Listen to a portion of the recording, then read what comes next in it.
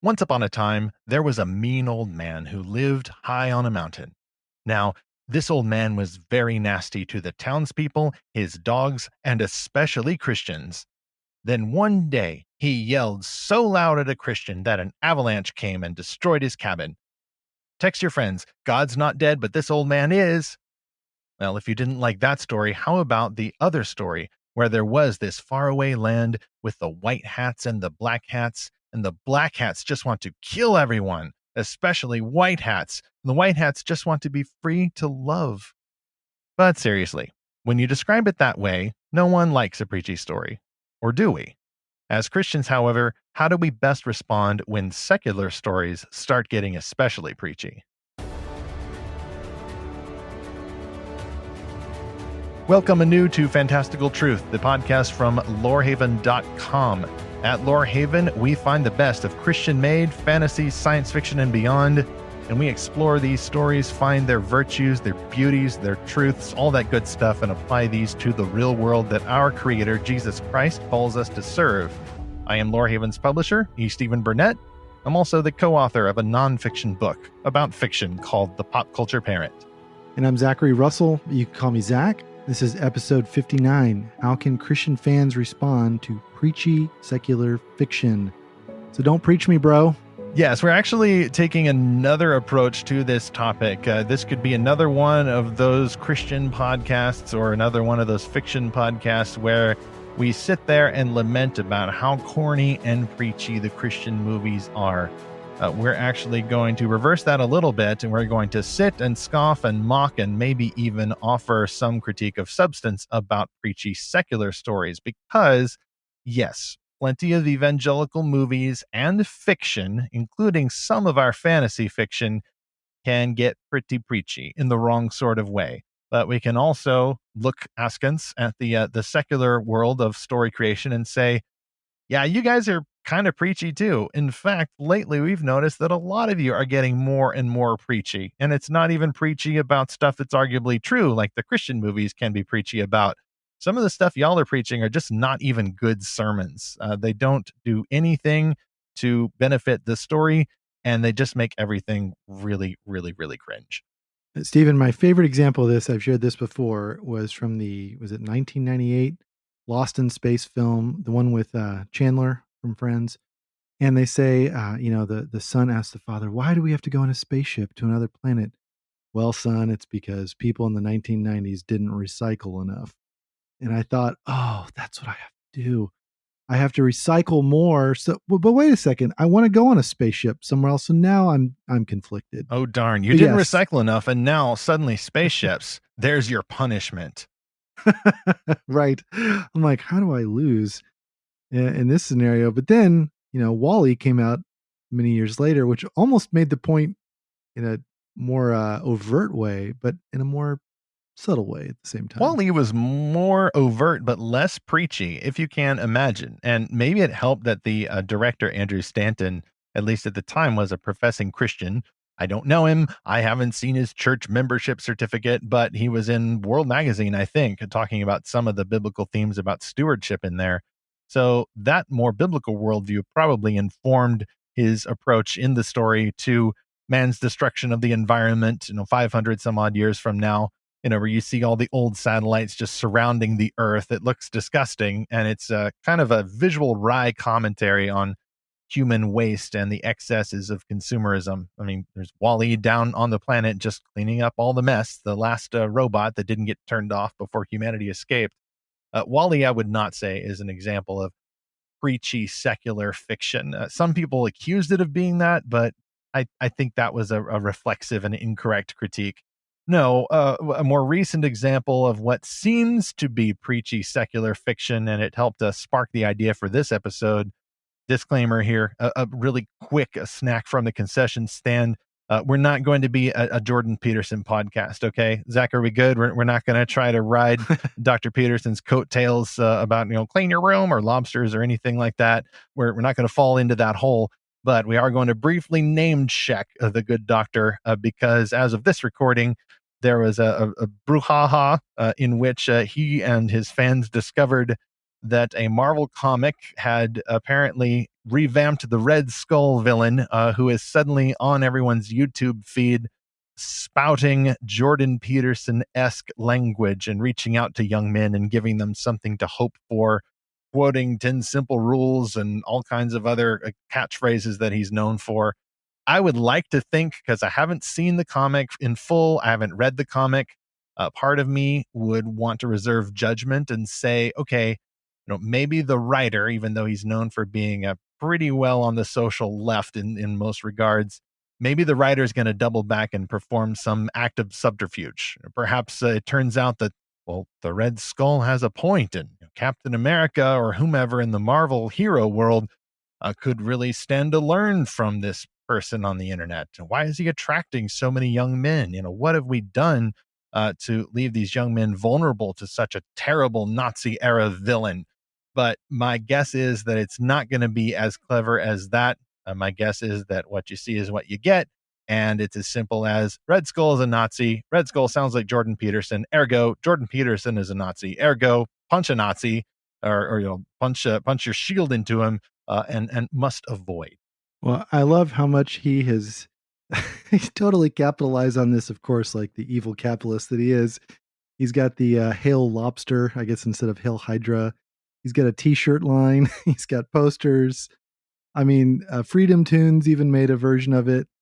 It's gone wild. And I just love that he is having fun with this. This whole like riff on him as Red Skull, it's obviously written to be so serious. And this is very important by very smart people, And so the fact that he's making fun of it and really just making fun of himself, I think my favorite version is Red Skull saying, if you see a cat, pet it, in this like really scary kind of font. And I'm like, yeah, I'm allergic to cats, so that is pretty scary, right? Well, Nazis are scary, and we don't want to dismiss the concerns about white supremacy or any of those evil movements. Racial tension is still high. Racism is still evil. We want to be sensitive to that. And that is why such cheap, shallow sermons like this are not helping. It's a form of emotional inflation. The value now of the sin is going down because you're calling everything a sin. You're labeling everything racism or Nazism. And we could go further into that. I mean, that's just another example, though, of how sometimes the sermons in preachy fiction just aren't even that good. They're not just a truth told in a very poor way, but a lie that sounds like a truth told in a very poor way.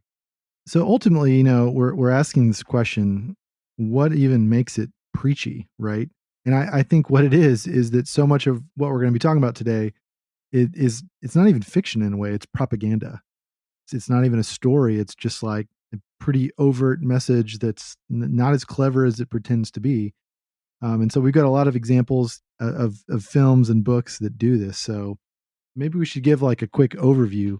We'll talk about like what is wrong with a preachy story. I mean, we're Christians. We preach the gospel. Preaching is a good thing. Like I want to be the first to say that we should preach the gospel. I don't at all believe in this idea of preach the gospel and if necessary use words. I mean, that's like saying feed the hungry and if necessary use food.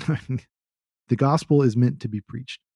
Why doesn't that work with stories? And then secondly, are we sure we don't secretly want preachy stories? I mean, isn't that kind of the thing that we want? That we all just want to just say exactly what we think others need to hear? And then thirdly, we'll look at we'll name some preachy secular stories. Again, we're not going to go after Christian stories. Like that's been done, like you said, Stephen. Yeah, I'm kind of bored with that. We'll do it sometime, but it has been done, and increasingly those critiques are a little bit old fashioned and trite. So what is wrong with preachy stories, Stephen? Yeah, I can give a quick overview of what's wrong with the preachy stories just by shooting from the hip. I would challenge some of the assumptions that Christians just can't help but have in their heads, kind of deep in their imaginations. It's been stuck there when we weren't looking. It's a meme that we've caught. This gentle suspicion that if we aren't preaching all the time, then we are somehow not fulfilling God's purpose for us. Especially in some more conservative or traditional Christian denominations, the preacher is held in high regard. The pastor seems to be the highest office of the church. He's the guy with the most talent. He's the man with the plan. It's usually a single individual. You may have an associate pastor or a youth pastor or a music pastor, depending on how your church is run.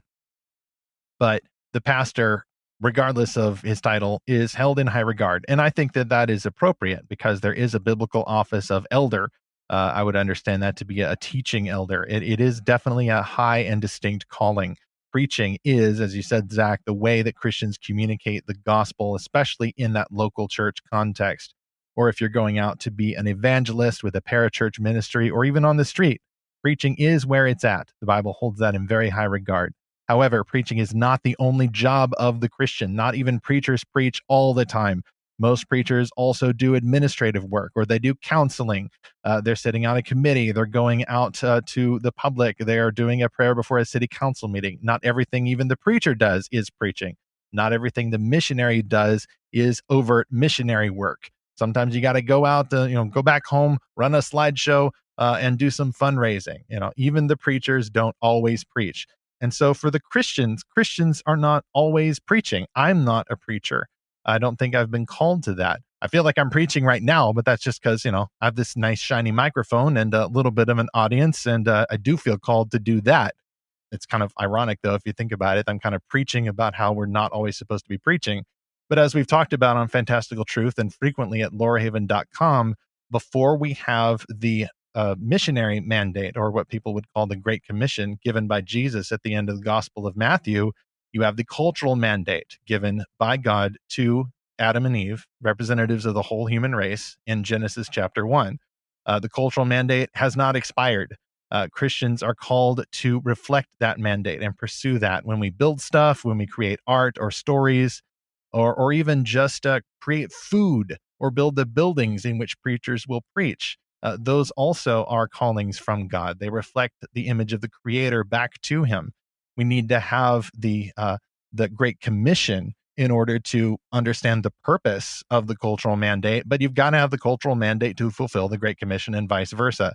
Stories I would put under the domain not necessarily of the Great Commission, although there is a purpose to that, but primarily stories are made in fulfillment of the cultural mandate. We make stuff using God's stuff in order to glorify God. Preaching interrelates with that, but they are not the same. So if you have a preachy story, you're operating at cross purposes. You're running a chainsaw in the middle of an opera performance. It just doesn't fit. And you hear this buzz, buzz, buzz in the background, and it throws off the entire vibe of the thing. And even if the buzzing seems to be in harmony, usually the trained ear can detect the difference, and it just grates on the imagination, and you feel like something's not quite right. Switching metaphors, I think it's a bit like an early or poor computer animation of a human being where they just can't get the eyes right. And then people started calling that the uncanny valley. I think that preachy fiction creates an uncanny valley effect. We feel like something is not quite right, even if we can't identify exactly what that is. I said earlier, there is a clear difference between art and propaganda. And simplest way to see the difference is propaganda is bad. It's never very good art. It doesn't ring true. It doesn't connect. It's not memorable. It really doesn't leave you wanting more. Like you want to get rid of it. You want to get over it. Maybe you would throw it at someone to try to convert them or something, but propaganda doesn't really stick. It doesn't resonate. So I often find that when I feel a disconnect from something that's supposed to be art, I kind of take a step back and go, "Oh, I see. I see the propaganda in this, in that it's not showing me a truth or a beauty or a goodness. It is telling me what I need to do to be true or to be good or to have excellence in my life. That it's trying to take a shortcut. The clearest way that I've understood this is that it's really just a confusion of the medium, or like a confusion of the genre. As we said, in church, a preacher preaches. That is absolutely the job of a preacher. Now, a preacher can also tell stories to make a point about what he's preaching about, and that's fine too. But it's like when the story itself is the preaching, then it kind of doesn't work. Like those are different things. But I think what preachiness is built upon is a lack of trust in the reader or a lack of trust in the audience. It's not trusting the intelligence of the viewer to get what the theme is or to figure out what message is, or it's to try to force a message. It's to like, here's the moral of the story, like literally like how a lot of children's storybooks are, like at the very end, here's the moral of the story. That is what causes the disconnect, is because everyone likes to think of themselves as a smart person, but a preachy story tells someone implicitly, you're dumb. Let me help you understand it. Well, that's the issue with, and once more, we're not going to spend this whole episode critiquing preachy Christian fiction. But in order to help this go down a little bit easier for some listeners, you will read, for example, some Christian novels in that end with a discussion guide. Or I've noted this example in several articles. At least in the past, you have had some Christian novels, including some novels that are in fantastical genres, that feature a non-Christian character who's either fallen away from their religious upbringing or are just an unbeliever in some way. And the purpose of the unbeliever character seems to be not to provide someone that the Christian reader can identify with, but to provide someone whom the Christian reader would like to get saved. You know, the reader then is put on a platform over the character. And I don't think this is author's intent all the time, but I think that's the net effect. You know, instead of identifying as much with the main character, the reader is invited to partake in almost a kind of a surrogate imaginary evangelistic campaign for the main character. The effect is that of not so much challenging the reader, especially if the book is marketed to Christian readers. It's very unlikely, by the way, that a secular reader is going to read the book, but maybe it makes the book a little easier to sell to marketing. Hey, here's a book. If you pick this up, this is a book that Christian readers can enjoy and then also give to their unsaved friends. What's the assumption behind that kind of strategy? The chief end of man is evangelism. Well, the chief end of man is not evangelism. It's to glorify God and enjoy him forever, which can include, but is not limited to, evangelism. Perhaps Zach and listeners, at the end of our 100, 200 year Lorehaven terraforming project, more Christian readers of fantasy and other fiction will appreciate a book that is made strictly for your enjoyment and your growth as a better Christian, even if you never share it with anyone else or never speak of it to an unbeliever, theoretical or otherwise. So let me give an example of where I actually made a Christian short film that I think was not preachy, and that this was part of a team I was on, a ministry team 10 years ago. And I'm really, really proud of this film that we made together, because it was a lot of fun to make. We made the whole thing in a week. It was for the 168 film festival, where we have 168 hours to make a film. So it was a whirlwind making this thing. And the film is called Cabernet. I'll link to it in the show notes. And it's sort of like a romantic comedy short story on the surface. I mean, and that's all the story is. So the description is: while waiting for his first date with Michelle, young professional Brett discovers a wine stain that just won't disappear. The film was based on the passage in Mark where a leper comes to Jesus and says, "If you're willing, you can make me clean." And Jesus touches him to make him clean of leprosy, like cures him or heals him. And, this is obviously very scandalous that Jesus would touch a leper. And so that was the Bible verse assigned to us. We had to make a film to portray that. We had to put like part of the verse or part of the theme in the film. I forget exactly what the rules were, but we were really adamant. Like, we don't want to make this a preachy film. We don't even want to make this like a story about Christian faith. Like, we want to make this a story that anyone can relate to. And so it's about this guy, and as he's waiting for his date to arrive, he spills some red wine on his white shirt, and everything he tries to do to get rid of it makes it worse. And the waiter for his table is like really has compassion on him. And finally, at the end, when he thinks he got rid of the stain, it like comes back magically, and it's even worse. And so just spoiler alert, but the waiter sees him come out of the bathroom right as his date arrives, and they kind of look at each other. And then in the next scene, he shows up with a clean shirt, but the waiter is wearing the stained shirt, and he is under a performance review, and he gets in trouble and he gets sent home for the day. What made me really happy was when someone reviewed this film, and so this is on the review page. Someone said, "Good illustration of the atonement." And I'm like, yes, you got it. Because it's funny reading some of the reviews. One of the reviews was, an honest portrayal of true customer service with heart. And I'm like, well, yes, like it is about that. It's not just about that. But yeah, on the surface, that's all it's about. That's all that happens in the film. But this first review that said good illustration of the atonement, like they immediately saw the Christian theme, but then it continues and says, maybe an explicit quotation from the Bible at the end would have shot the message through. No, don't do that. No, really don't. I'm warning you. Really don't. Don't do that. No.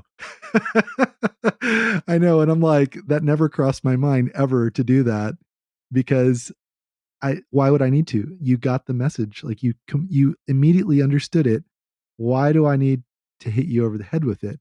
So my ministry team director at the time, we talked about this. We talked about that review, and he had a really good response. He's like, I'm a big believer in personal evangelism, emphasis on the person.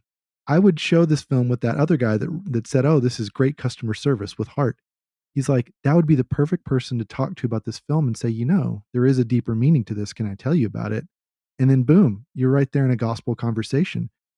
But think about that person if how their reaction would be if at the end it hits you over the head with here's the moral of the story. That person would have tuned out. The point that Chris, my team director at the time, was making was people respond to evangelism from another person way better than like an impersonal method of sharing the gospel. And we want to empower people to have those person to person conversations. So yeah, you don't need to make it explicit. You don't need to shoot the message through. I mean, I'm sorry, guy that reviewed our film, like we're just never going to do that, but I'm glad that you got the message. Well, there may be a place for a story like that, but it's going to weaken the story. And that's the paradox of the thing. The more preachy you make the story, the more you're going to please maybe some executive or some board member of your parachurch organization, but the less effective the story will actually be. Because if you are in the realm of story, the power of story is in appealing to the imagination, which requires subtlety, which requires images, which requires symbol, and all of those other God-given means of communication that are not overt didactic words in the form of nonfiction or a sermon.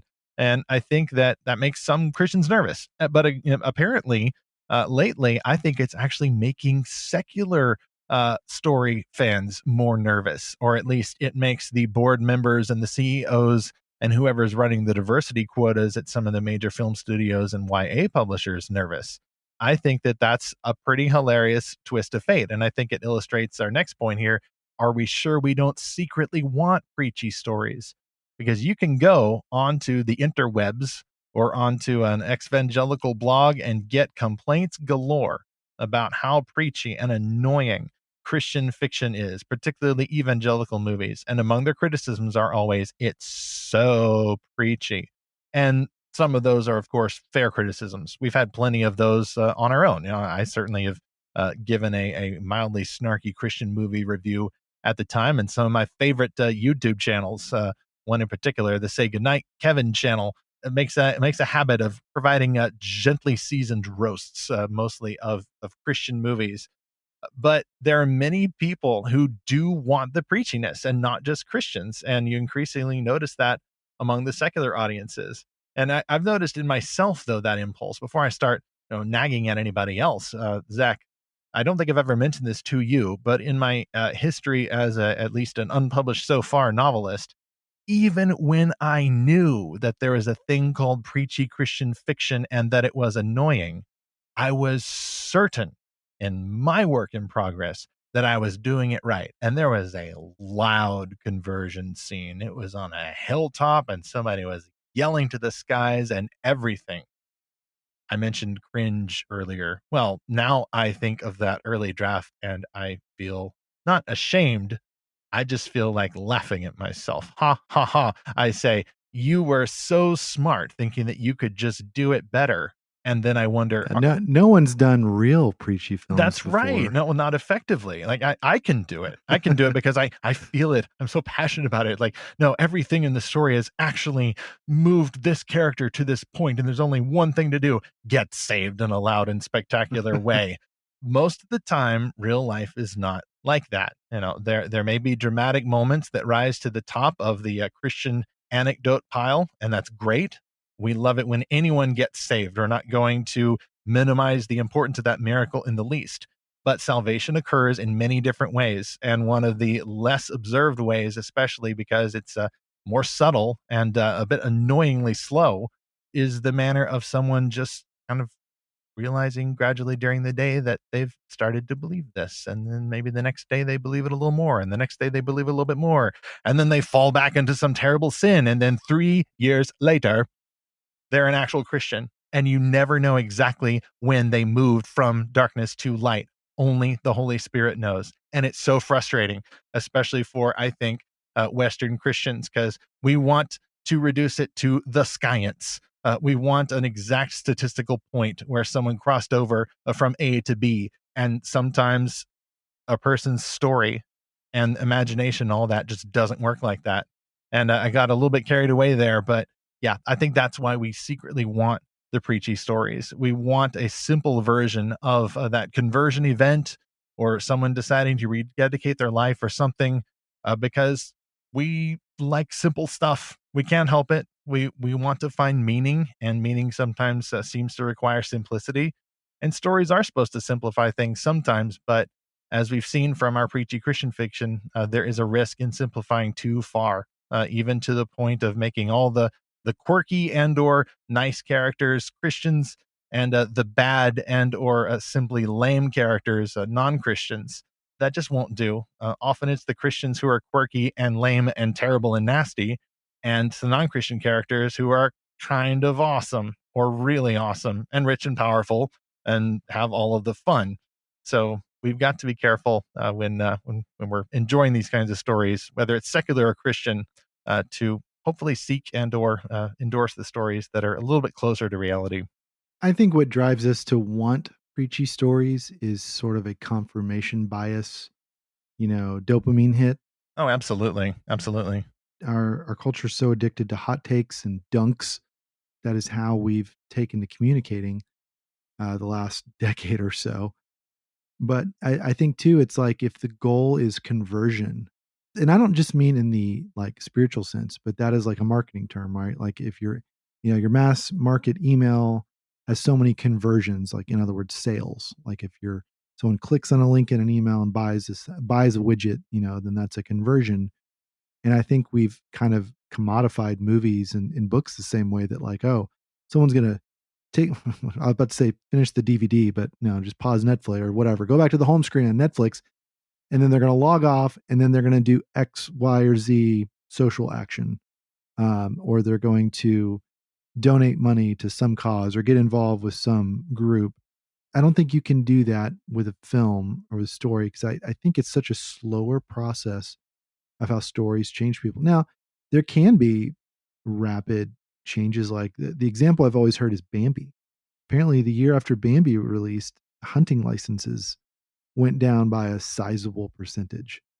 As a positive example, after the movie Taken came out, the interest in ministries and organizations helping victims of sex trafficking went up. Like memberships and interest and donations to those organizations increased.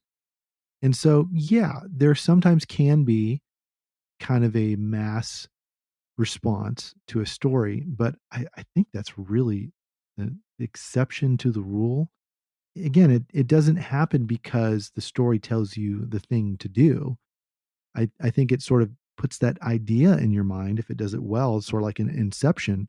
It's like this idea wrapped in a story, wrapped in a dream, wrapped in this imagery, and you think of it as your own idea.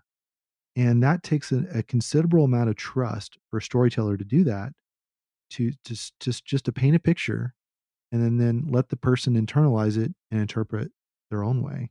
That's all 100% true. And it is the more positive side of a story that is doing its job well, which leads then to some few examples of stories Oh that yeah. don't do as well. And as we mentioned in the setup for this episode, we think that the best solution to stories like this is similar to the articles and YouTube channels that exist to do gentle, in Christian love, heavily seasoned roasts of the cheesy, preachy evangelical movies. Let's borrow from that approach.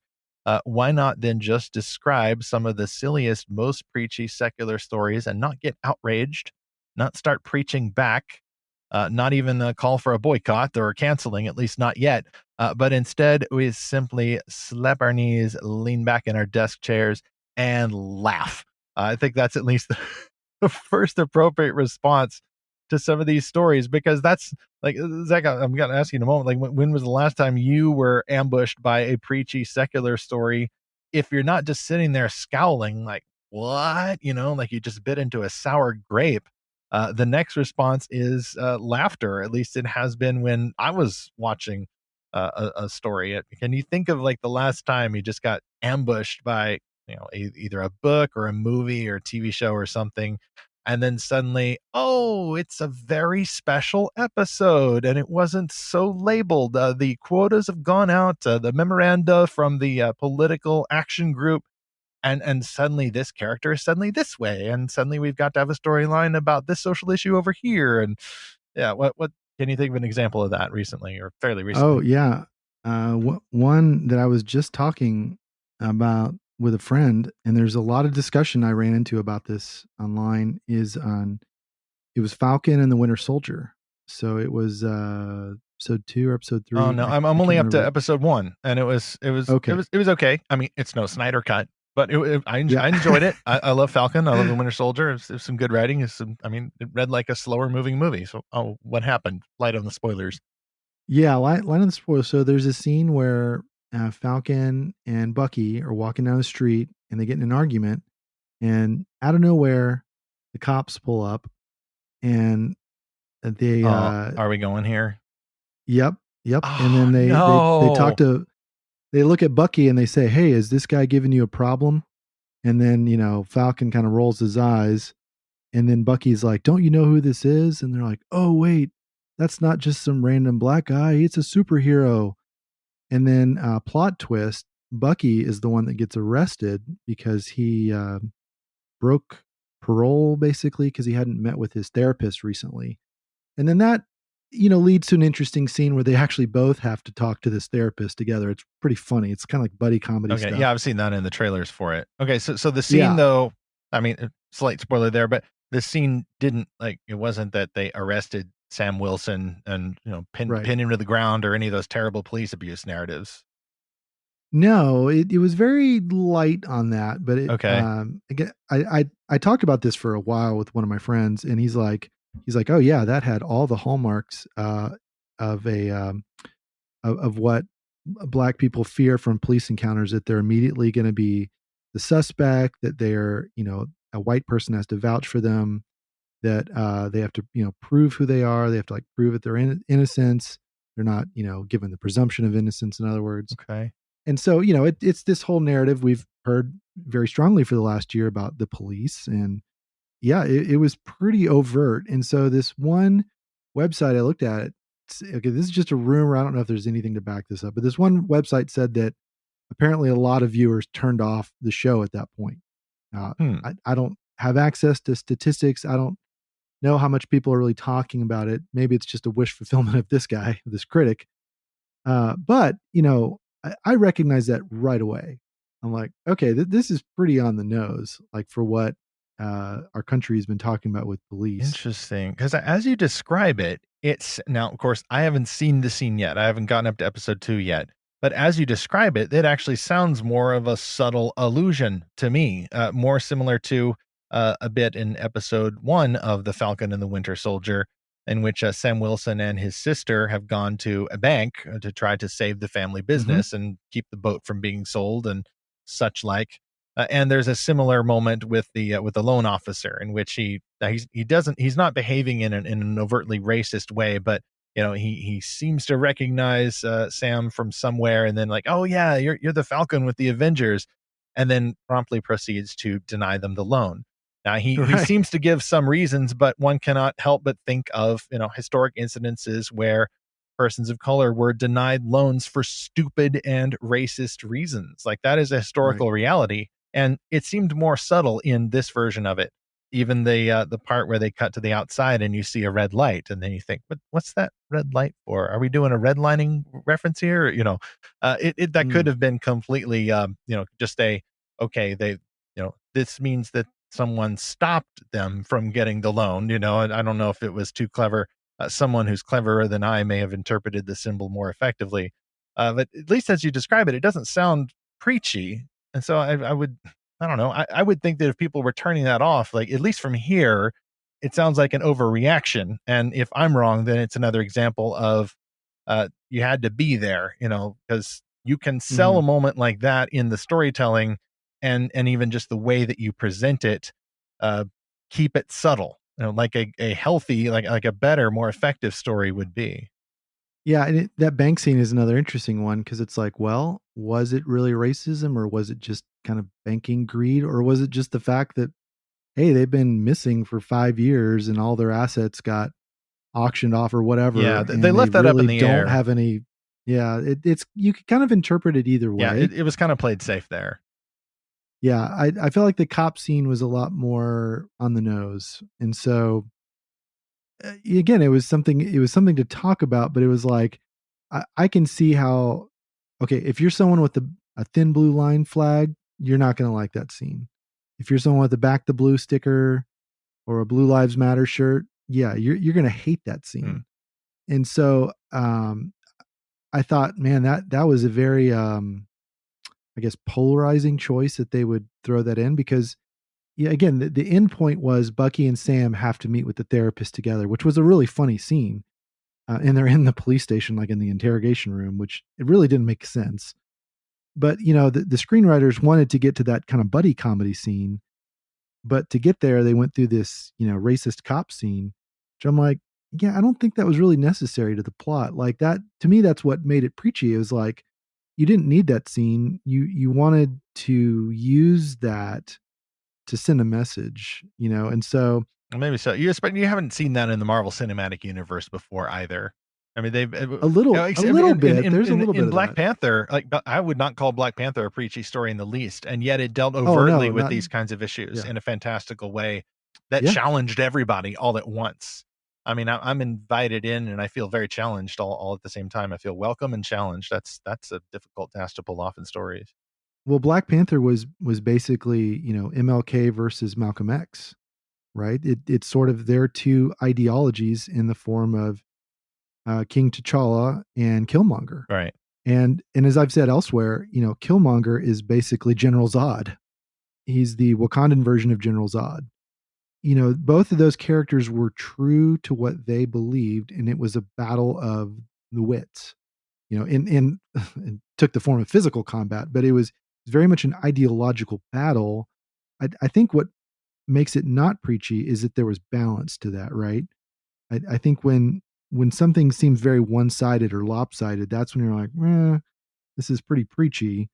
Is there something recently that you have read or watched that you felt come across kind of Well, preachy? a brief comment on Black Panther. I think one of the ways that a story that's trying to explore those kinds of overt and even dangerous issues, controversial issues, and a rather simple yet all at once complex solution to that is make sure that the bad guy kind of has a point, even if he's still the bad guy. And in that case, Sure. multiple people, fans and critics of Black Panther, were saying, "Wait a minute, Killmonger, like." He actually sounds kind of persuasive here. And in He's that not wrong he's not with some wrong. things. No. Yeah. And in that way, the heroes and us are challenged. If a hero, for example, is killing someone, and this is one of our future topics for the podcast, like we're challenged. It's not an easy solution of heroes never kill or heroes never have to make the hard choices. You can always find a way. Like some of those types of stories or expectations strike me as being very preachy, just kind of a simple morality that doesn't align with reality. But if the bad guy has a point and may need to be stopped using lethal force, I mean that's kind of a good example there.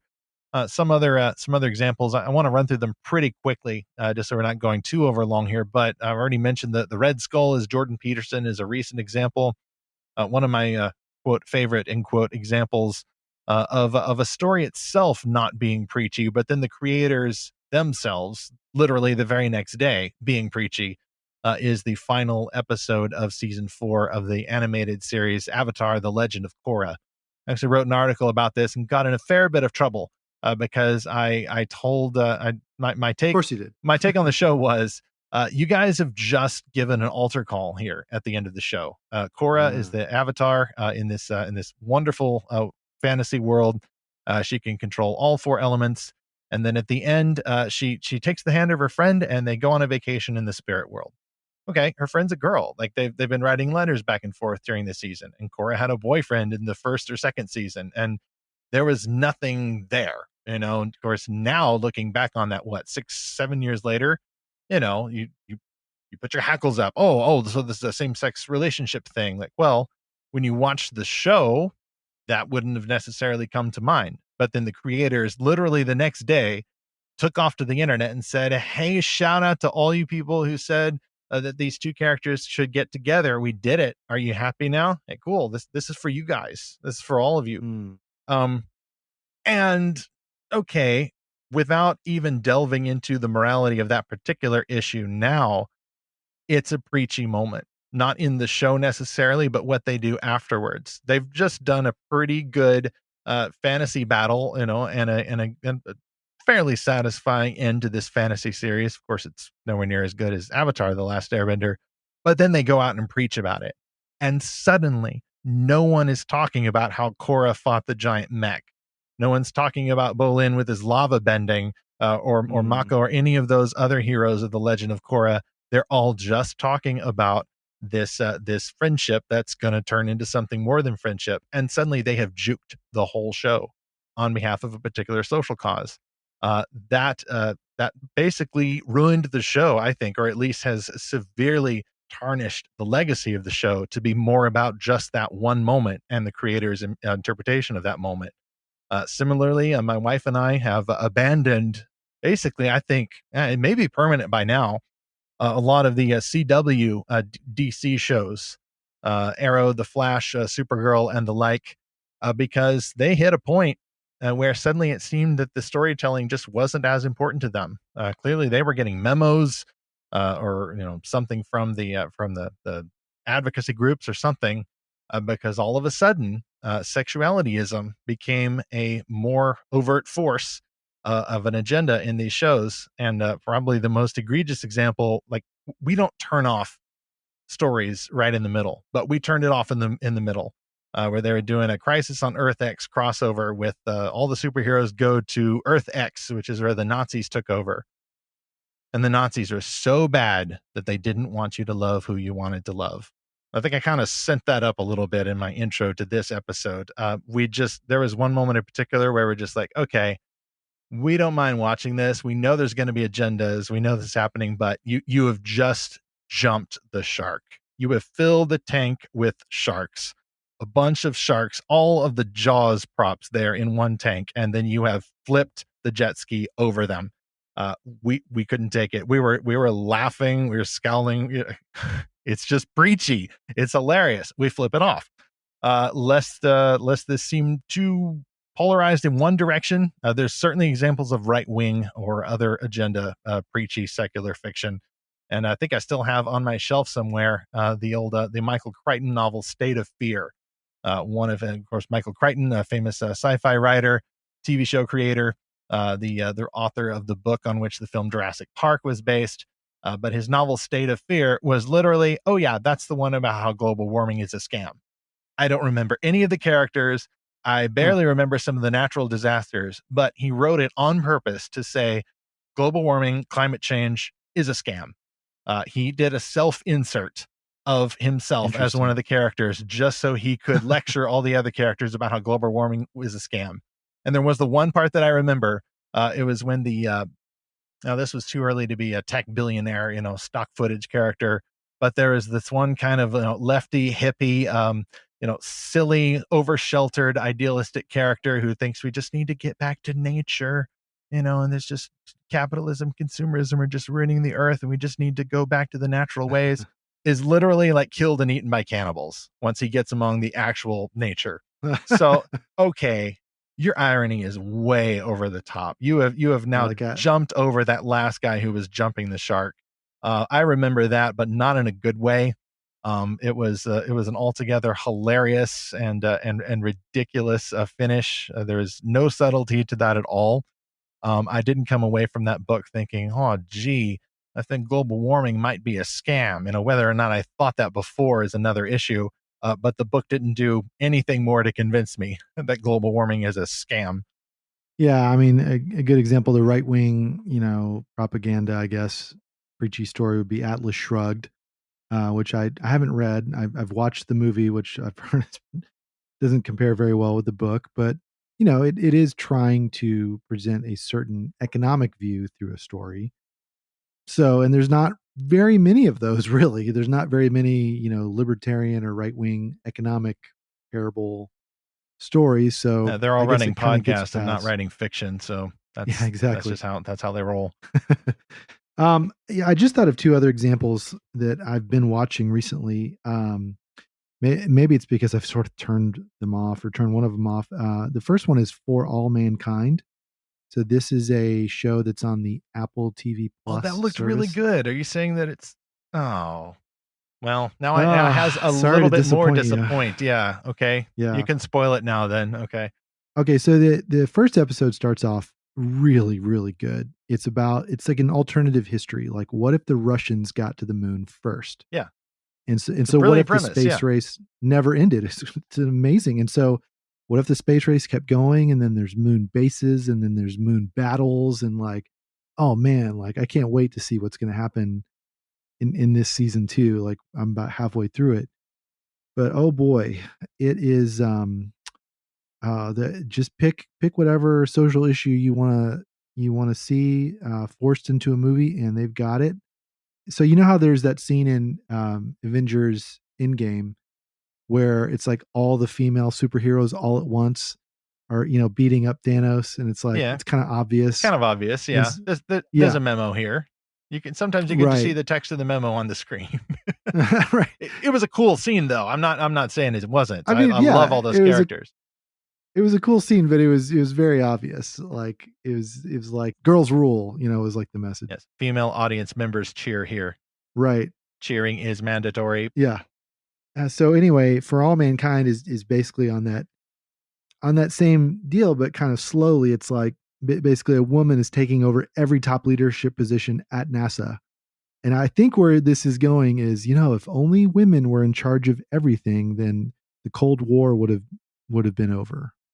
And again, I'm halfway through the second season, so I don't know if that's where it goes or not, but I can tell that is what they're trying to say. Okay, well, that sounds a little bit better than what I was making up in my head, which is the Russians, man. They want to keep you from loving who you want to love, man. Yeah, there's very much a focus on two particular gay characters that cannot live authentically or whatever they want to say, and it's very much on the plight of them, that it's very unfair everything that's happening to them. And so look, let's just be really honest here. This is produced by Apple. The CEO is openly gay. Of course, these are issues that matter to him. Apple is very pro LGBT. So, you know what? It's not surprising to me at all that this is part of their stories. Again, it's not very subtle. But you know what? Dang it. I love sci-fi so much. I'm like, I'm going to put up with the preachiness to see where this Well, goes that was because my I'm still question. pretty hooked by Yeah, it. you're Yeah. obviously still watching. So, But I'm a obviously sucker despite for the sci-fi, preachiness. Steven. I'll Okay. watch anything. Okay. Yeah, I I'll know. watch Yeah, I know. I'll watch bad We movies. put up with some of the Yeah. preachiness in the CW shows as well, and I don't expect to be switching off the Winter Soldier if that moment happens in episode 2, because I don't think that that's beyond the pale. I think that that reflects Yeah. reality, that persons of color have controversy with the police, and it's real. The abuses are real, and how that works exactly, people can debate in good faith. So I don't mind seeing that in a show, but if other Mhm. people get annoyed by that, well, I mean, that's a conversation we would need to have. But yeah, sometimes we can put up with the preachiness, and I'll put up Mhm. with some of that in evangelical media, and sometimes I will put up with it in secular storytelling as well. But if you keep at it, if it's clear that this wasn't a one-off and this is a pattern, and you guys are going to keep doing that, and you seem not to have any other cool story ideas existing alongside, the preachiness, then I'm going to start looking for the exit even before the credits roll. I will bail on the movie even if I've paid for it. Well, yeah, it really comes down to how heavy-handed it is. And again, like I said, is it a balanced thing like in Black Panther where it's very balanced, very I guess you could say it's a fair debate. Yeah, and more challenging Or is therefore. it lopsided? Yeah, and Yeah. more challenging. Yeah, and so with For All Mankind, it's not simply that women should rule everything and there will be world peace. It's at the same time deconstructing the kind of strong male characters and making them kind of wimpy or PTSD or making them out to be jerks. And it's very much like it's not simply pro woman as it is anti male. And so when you put those things together, it's like, yeah, this is but I'll tell you what I guess why I haven't turned it back on. It was this one scene in the most recent episode I watched where the the lesbian character gets a call from Ronald Reagan. And again, she's still in the closet. She's having to keep everything under wraps to keep her job at NASA. But she was about to come out and quit her job, but then Ronald Reagan calls her and says, "Are you a Christian?" And then she's like, "Yes." And you can tell she's lying. And then you feel bad for her that she's having to lie. And it's just like, man, why did you have to go there? Like that was just completely needless, that making Ronald Reagan out to be the bad guy because he's a Christian. And I don't know. It was really bizarre. I'm literally, you can't tell because this is audio, but I'm wincing a little bit, at least from that description. Maybe the actual show had it more subtle, but Yeah. that's, I mean, It was someone's okay, picking a now side there. Yeah, that takes me out of the story. I'll tell you another show that is very overt about religion, very in your face, but I'm still watching it and I don't quite know why. So it's called Raised by Wolves. It's Oh, on that's the Ridley Scott, HBO HBO Max. Max. Yes. Yeah, and it's I would only know about it because I got HBO Max to see the Snyder Well, cut. he's a rather extreme atheist, is he not? Oh, he is. Yes. He is, and that's what when I saw his name on it, I'm like, okay, I'm gonna just check this out. And oh yeah, so it is about a future Earth where there are basically two factions fighting in this total war. One faction is simply called the atheists, and that's it. They want to raise their children and have an atheist world. And then the other faction is the religious faction, who are very much Catholic looking, very much Catholic practicing, except they worship the sun god Sol, and they are called the Mithraic religion, so Mithras. And it's yeah, so they have like instead of a cross on their shirt, it's like they have like the crusader kind of clothing in uniforms, but instead of like a cross, it's a starburst. And they're always and they're praying to Sol for like the armor of the light instead of like the armor of God. It's like they're total stand-ins for the Roman Catholic crusaders, except they worship Sol. So the story takes place like after they've had this decades-long war, and they've both sent sort of like colony ships to this other planet, and then now their war is kind of ongoing there. But you know what? It's a little more it's a lot more interwoven and complicated than I thought it was going to be. There's really no good guy. Oh, And that's what made not it even interesting. among the atheists. No, in fact, Okay. there is an atheist that is pretending to be a Mithraic soldier, and he's kind of a scumbag, but he's kind of a good guy. And then there's this atheist robot who's actually very evil, but Fascinating.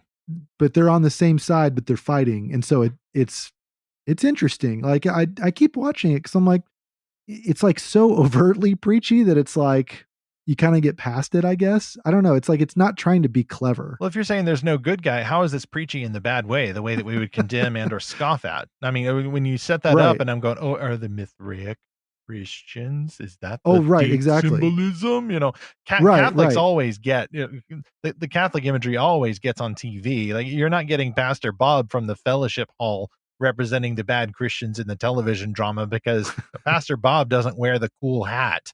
Just because Catholics wear the cool hats, they get all the press in the TV shows. But this actually doesn't sound wrongfully preachy to me, at least based on your description and the fact you're still It keeps watching. surprising me. Okay. Yeah, Well, then it's actually a good example. yeah, and so like I said, the very first episode, I'm like, oh man, this is like so preachy. I don't know how I'm Okay. going to watch this, but again, like I said, I'm a sucker for sci-fi, so I'll keep Yeah. watching. And now I'm at an episode where it shows it's like a flashback to when this guy grew up as a child soldier for the atheists, and it's like, man, okay, that's pretty evil. Okay. That's pretty depraved. Like, so again, it's not pulling punches in any direction. Fascinating. So that's the interesting thing about it. Yeah, just based on your description, I'm actually very intrigued, and I'm hopefully it's drawn for a close here because we haven't even gotten into Star Trek and the preachiness of Star Trek sometimes. And wow, I cannot believe that we got through this whole episode without even broaching, however slightly, the topic of the 13th Doctor and the new Doctor Who seasons run by Chris Chibnall that very few people like because apparently they went full woke. They just went so preachy, which there was always some light preachiness in early Doctor Who seasons, but apparently they got them the memos too, from the BBC Diversity SAR or whoever it is. But we won't talk about that. I guess just my closing thought here, from my part at least, is the fact that preachiness is not the same as overt. I'm on record, and I'll go on record again. I like overt fiction. I think we need more Christian-made fiction that is overt. I want to see denominations. I want to see issues that Christians have with one another named and dealt with overtly. That doesn't mean that you have to be preachy about it. In fact, someone needs to go full meta and have a Christian novel in which the debate over preachiness or non-preachiness is a big part of the theme. I would love to see that. I would love to see just the whole issue get blown up to that meta level. And so you're turning the mirror then not on the imaginary unsaved character out there somewhere whom the Christians can root for getting saved, but turning the mirror of the novel, of the story, on the actual likely reader who is most likely a Christian. And I think the more overt our stories go, the less preachy we'll get. Because oddly enough, the preachiest stories I've seen published by Christian publishers are the ones that show the least amount possible of the actual real world church and the actual real world issues that Christians have. All the denominations are kind of smoothed out, and there's just this flat, featureless Christianity out there somewhere. Every church is a community church. There's no Baptists or Presbyterians or Methodists or insert your denomination here, faithful listener. Everything is just kind of cleaned up. And that plus the G-rated world means I don't recognize the world. Well, that can happen in secular fiction too. Everything gets turned into factions. There's just the people who want to love versus the haters.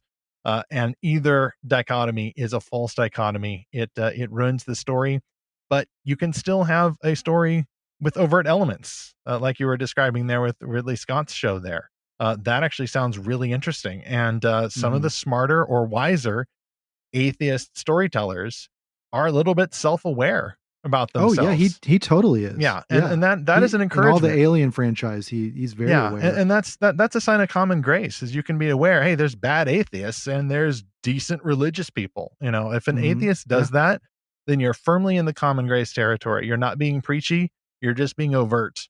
And I like the overtness, whether by a secular storyteller or a Christian storyteller, and I call for more of that in our fantasy fiction or any other kind of fiction.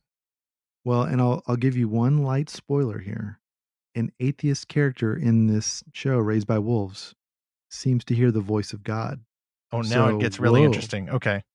Yes. So I haven't made it through the season, so I'm not sure where that's going to go. Maybe it's all just a hallucination, but I'm kind of cynical, but still, it's interesting. Now I'm like, ooh, maybe there is something to this, Mithras religion, and I'd kind of like to know more about it. So yeah, it draws you in. It's more of a debate than it is a lecture. And maybe that's the difference of what makes it preachy. It's just that's true. There's different voices talking. Then it is a conversation, and the function of the story is not to be a proclamation of the truth, but the application of the truth in a realistic world. a simulacrum, if that's the proper term, for reality. And in that way, a story is on its best possible foundation. It's representing reality where applied truth is never so simple as we would like to imagine, and that's imagination at its best too. When it's being more truthful about the fact that it's difficult to apply those issues in reality, whether for Christians or for non-Christians. I'd like to hear more about how that show ends up. Well, and Stephen, we got a great Fantastic Fan email. I'm just going to read part of it because it's very, very long, very great message from Andrew, who sent us a message a couple episodes ago after episode 55, which was my interview with Austin Gunderson about should Christians embrace cultural and digital enclaves. Yeah, that was a good one. And at the end of that, I actually quoted something you had told me offline, which was, hey, maybe Christians should just lead the way in making fun stories, because I think everyone is kind of exhausted by all the messaging and heavy-handedness of so many movies. And Andrew picked up right on that, and he sent us an email, and he kind of gave this fake quote of, "Come to me, all you who are tired of the ideological agendas, and I will give you a great story." And Andrew says, quote, "I feel compelled to write to you because I've had one of those 'it's not just me then' moments whilst listening to episode 55 of the Fantastical Truth podcast, and specifically the point that was made about how there may well be an opportunity for Christians to tap into the significant discontent that exists with most of the current output in the fantastic genres. That discontent is expressed by Christians and non-Christians as a reaction to the way storytelling is currently being subverted by the ideological agenda. I have been close to despair myself in the past about these things, and to hear someone else articulate the problem with current content and to describe the opportunity it might present to Christians was quite a revelation. My own objection to the ideological campaign in the fantastic genres is often not even the content of some of the arguments. Parentheses, it would be nice to be able to even discuss these things in a civil manner, close parentheses, but the insistent dictatorial tone, the intolerance of other ideas, the way stories are subverted and damaged by the agenda, people are bullied and canceled, and the hypocrisy of the proponents of that new ideological agenda, end quote. Andrew, I think you hit it right on the head. It's fun to examine different ideas through stories. I mean, stories kind of give you that kind of playground to, imagine things differently and sort of explore very different ideas and even weird ideas. But you're right that there's a difference between a dictatorship of ideas and a conversation of ideas. And when you can have more of the conversation and the discussion, it's a lot better for everyone. I think everyone enjoys that a lot more.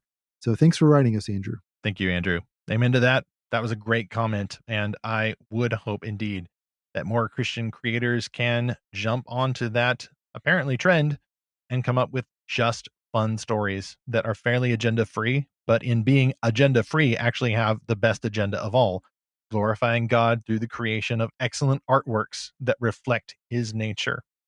And for any of our fantastic fans of Fantastical Truth, any stories that you have enjoyed or just enjoyed laughing at that are either Christian made stories or secular made stories, we definitely want to hear about those. Feel free to be as gently snarking as you like. And of course, your feedback could end up in a future episode of the podcast.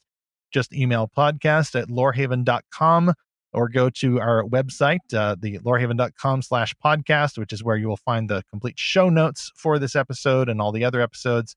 Find the feedback form at the end of the page, and you can send us a note that way as well. Of course, you're also welcome to tag us or comment at the Lorehaven page on Facebook, at Lorehaven on Twitter, or at Lorehaven Mag on Instagram. Next on Fantastical Truth, we have now seen headlines about a microchip that can supposedly detect viruses. What could possibly go wrong? There have been more headlines about bots that look so handsome and so beautiful and just have the most perfect jawline and the most perfect blah, blah, blah. And you can fall in love with this bot and do other things of a less than savory nature. Why are scientists doing this? Don't they read science fiction? Haven't they seen the memes of Jeff Goldblum from Jurassic Park? And they know that they are so concerned about whether or not they could. They didn't stop to ask whether or not they should. We're going to explore that from a Christian vantage in our next episode. Meanwhile, try to avoid preachy fiction unless you want to put it on strictly for the laughs. I think that that is one way Christians can, quote, enjoy, end quote, these kinds of stories, not because they're effective or of a particular threat to us, but because it's just funny when people try to take something that is used for a conversation and an application of truth in a realistic world and instead use it for that kind of propaganda. Let's instead understand the purpose of stories in God's universe as we continue to seek and find fantastical truth.